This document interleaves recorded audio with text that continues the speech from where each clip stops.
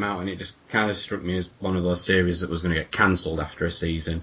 Which I'm surprised it didn't. No, it does get really good. It ended up going on for about halfway through the first season. It picks up, yeah. I think it's when they introduced that whole parallel universe thing that it comes into its own. Yeah, I'm really enjoying this. I'm Maybe I didn't get that far. Yeah, no, I definitely recommend you trying this. We watched this. We've got the first season on box set, and I don't know how far I got. There was basically, let's just say there was a bit where there was a guy who I thought was dead but wasn't dead, or the corporation were looking to bring him back, I think is the best way of putting it. I don't really know. That's about as far as we got. And I just found it fairly boring, in all honesty, and I thought they were only about 6 or 7 or 8 episodes into the series, and they were already doing that thing where the old bloke, the kind of the lead character's dad, just every time there was a problem goes, oh yeah, I used to work with that guy, I know all about this, this is how we fix it. Yeah, but that's the whole fun of it. I think he's absolutely brilliant. No, don't get me wrong, his character's brilliant. Basically, he plays this kind of dithery scientist who'd been locked up in a mental institution for years. And then the son is now a genius. And what's the woman? She's some kind of special investigator or something like that. Or yeah, some special FBI agent. She's getting some team together and manages to get this son to kind of pull his dad out of the mental institution to come and help with their paranormal investigations or whatever. But it's just every episode I was watching it, and it kind of like, oh, what's happening here? What's with all this? There's a kind of gas attack on a bus or something, and the guy goes, oh yeah, I remember now. I worked on this project back in the 60s, and every episode. A lot of it's not that he worked on it. He's aware of the theory because it's all fringe science, isn't it? And it's all kind of following this pattern, isn't it? Which is. And the woman annoyed me. Well, she's slightly annoying, yes, but. Don't let that dissuade you. This is a fine series, and it does become a lot more, following the same story from the second season onwards. So yeah, give it a go. I'm glad I did. Mrs. Snap seems to be enjoying it as well. Yeah, I don't know. It's again, I'd like to, but the two things that put me off. One is the lead woman. She irritates me immensely. What? And the other is that it's not Firefly. The other is no, not at all. How dare you? It's not that at all. I think the other thing was just the repetitiveness of that whole kind of plot thing where it's, oh yeah, I know how to solve this. I was, oh, for fuck's sake, really, every time. And I don't know. It just didn't. I don't know why it just didn't grab me that much. But we might go back to it. But unfortunately, I'm looking at my shelf now. The number of DVDs and series we've got up there to watch. I'm not sure we're going to get around to going back to it, to be honest. But. We'll see. She seemed to enjoy it. The wife seemed to enjoy it. So maybe she'll force me to watch it at some point. There we go. You do as you're told, don't you, Vimesy? Only when asked nicely. I'm sure you do. Anyway, that's about it for this section. And now it's on to the news. After some pretty slick editing that you're never going to know about there. Let's just say a children's comic was involved and an insect. And we'll say no more on the matter. Anyway, on to the news. He's such a nature lover. There we go. Chromecast. Vimesy, do you want to talk about this, since you did most of the news anyway? Oh, right, yeah, I suppose I better have then. So this came a bit of a surprise, really. This is Google have launched a streaming dongle, I guess is the best way of calling it. It's basically in direct competition to Apple's TV, but like a third the price. It's literally. They just released it. They didn't do any, that I can notice, they didn't do any prep, didn't do any fanfare. They just went, here you go, stick it up on Amazon. No, I noticed it just seemed to appear from Norway the other day. Yeah, it really was. It was just like, oh, by the way, we're releasing this, and it was there. And it was like, oh, which is actually quite Apple when you think about it. Apple normally do something where they say, hey guys, we brought you here together to talk about the iPhone 5. Oh, and it's out tomorrow. So Chrome have kind of done the same thing, but they just didn't bother with the press conference, from what I can tell. So this is a streaming dongle. So it streams video, music, and yada yada yada straight to your TV. So it's basically an HDMI dongle. It slots into your HD TV, any HD TV. Costs about $35. You can't get it in this country yet, and it's sold out on Amazon.com already. Brilliant. So it's done really well. It's number one all over the place in their electronics charts and whatever. It works with everything. It works with Android, iOS, Chrome for Mac, Windows, blah, blah, blah. It does everything you've probably already got, to be fair. So, I mean, for people like me who've got a 360, a PlayStation and a PC all linked up to the TV, possibly not for me.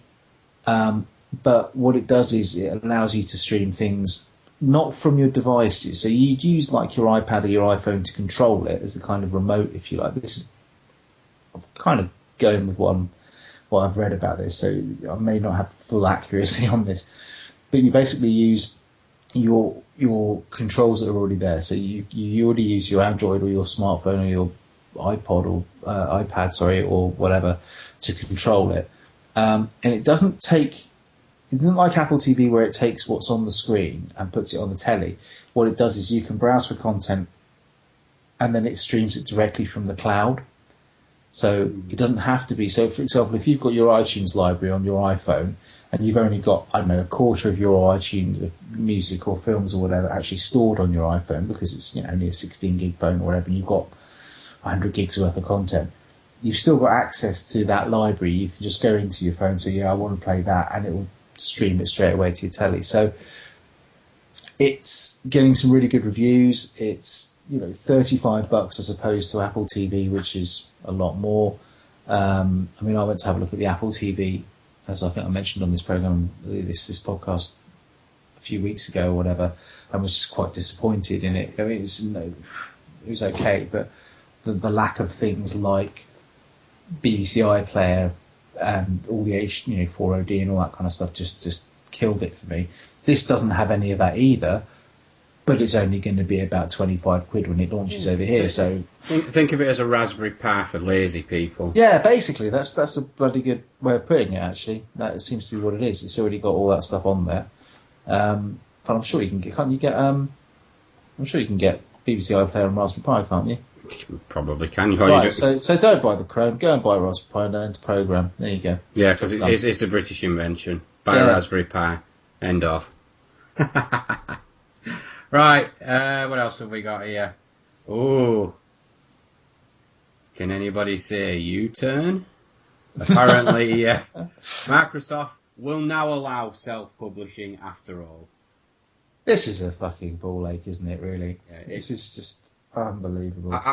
It is worrying me in a way because what's going to happen the day before the PS4 is going to release? Are they going to say, well, actually, we're increasing the price by 100 quid. You can't develop anything for it. And I'm waiting for them to backtrack completely and say... your Vita won't do dick on it. Yeah, I'm waiting for the Xbox to come out and say, actually, this Xbox, well, actually, we're going to U-turn even further. We're going back to the original Xbox. Just have that instead. Yeah.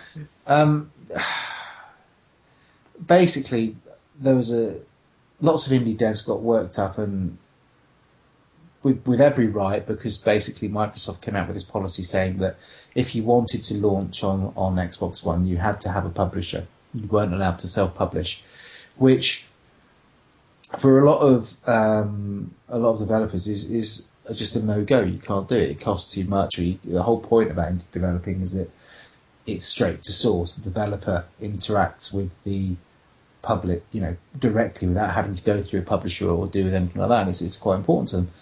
Microsoft came out and said, no, you have to have a publisher. Well, now they've U-turned on that and said, no, actually, you don't. And they've also gone a step further and said that basically you can turn every Xbox One into a debug unit, into a dev kit. They haven't explained the ins and outs of that, and they haven't said how that's going to happen. So I guess Gamescom, I think they said they're going to do more about that. This all distracts me kind of as playground argument, Mr. Big Hard Xbox with all the friends loses those friends, and now he's saying, I'm sorry, come and play with me again. It does. I mean, I don't want to get again. I really want to shy away from kind of. I'm aware it's really, really easy to get into kind of console wars and console bashing and stuff, and I've got both pre-ordered, and I'm looking forward to content on both of them. I just wish they'd be a bit clearer about what they want, and I kind of agree with John here. And again, I don't want to get into this, but I do kind of wish they'd stuck to their original their original policies, because it would have brought something different to the table. And we need to start investigating new ways of doing things. No, you're absolutely right there. But if they'd have just have left it, the dust would have settled. More than likely, people would have got used to it and just said, "Oh well, fine." Yeah, absolutely. And for the majority of people, to be fair, for the majority of their consumer base, they probably didn't give a monkeys about half of the stuff that they were talking about. I mean, the always online things are going to be a problem just for, for access point. Yeah. We're not at that stage yet where that can be. Anyway, this is old ground. So this is there are still caveats to this. The Xbox One is going to cause some problems because if it's not using XNA anymore, it's going to use Windows 8, which developers are shying away from as much as they possibly can. So it's still not everything indie devs want, but it's better than what they gave us before. So there we go. Hooray! Here. We love you, Xbox. Right, moving on. This is definitely one for all you Vimesy like people out there. Neil Gaiman makes his video game debut with Wayward Manor. Vimesy, once again, over to you. Yeah, I love this man. Neil Gaiman, creator of Sandman, American Gods, Neverwhere, Stardust. I could go on, and Antsy Boys. Just one of my great heroes in many ways. He's just a fantastic writer, a really great man. So he's been involved in video games a bit before on the sidelines and then writing stuff, but now he's actually going to become making his first video game, which is a ghostly adventure called Wayward Manor. Sounds interesting. It's basically due out this autumn, and it's supposed to be a multi-part, so chapters based kind of game, multi-part series, I think is how they put it. I've seen a bit of resurgence towards this old sort of this time period where there are games like what's it called now? There was Kickstarter one. So You Are Being Hunted, and things like this, where they're kind of going back to that kind of Victorian-esque, not Victorian, but around that ilk, kind of almost Victorian steampunk type kind of thing. And this is going to be about the same. It's basically set in. I'm going to read directly from Eurogamer here, guys, because I don't want to get this wrong. Set in a remote estate in 1920s New England, Wayward Manor follows the exploit of a grumpy ghost who wants to spook his house's new inhabitants away. Doing so means spying on the unwitting buggers and coming up with the best way to freak them out. Along the way, our spectral lead will learn more about his own death, the afterlife, and some more devious dangers as well. You can pre-order this thing for $10. And you know what? Go and do it, because that's a fucking bargain in anybody's book. It's got an interesting art style, and you can just guarantee this guy, he writes so awesomely, with such a twisted, dark kind of sense of humour, that it's just worth paying the money just to see. He's going to bring some genius to this. I personally, it looks interesting, and it will obviously bring something to the table of the very, very underused spook 'em up genre, which I can only think of about 2 other games which follow a similar premise. Stubbs the Zombie. Yeah, there wasn't the one on the SNES as well. I don't know. Yeah, the I'm sure. I just keep thinking of Casper the Lonely Ghost. Friendly Ghost. It wasn't lonely. He had friends. He didn't have for a beginning. He didn't. Yeah, well, you got there. Either way, I just thought. Yeah. Anyway. Whatever. There we go. Right, World of Warcraft subscriptions fall again to 7.7 million. I don't really care because I played this game for 5 minutes and did not like it. I did like it, and I only threw it in there because it was just interesting, because we talked about this a while ago about the fact that the subs had dropped under 9 million, and now they're down. Yeah, so the new section is now also the World of Warcraft subscription. Basically. Subscription rate update. So. Exactly. If we can move over that, that's fine. I'm going to let you talk about the next one, because you seem to have a bond with the man. I almost feel bad about this, because last week I talked about Indie Game the movie, and I was quite negative towards a certain person who was featured in that, due to the fact that he struck me as one of those people I wouldn't get along with in real life.